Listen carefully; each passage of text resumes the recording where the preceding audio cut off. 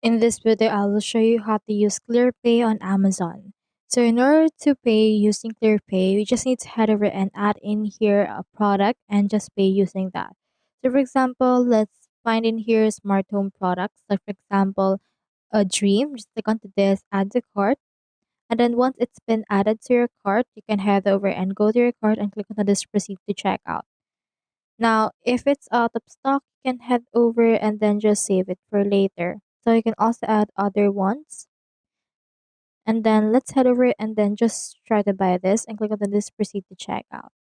Now in here, we have in here the payment method. So you can add in here a gift card, promo code, and the likes. So for example, for this, click onto this add new option. And then for this one, you can add credit card or cash at the location or personal checking. You can click onto this credit or debit, and then from in there just scan your ClearPay on Amazon.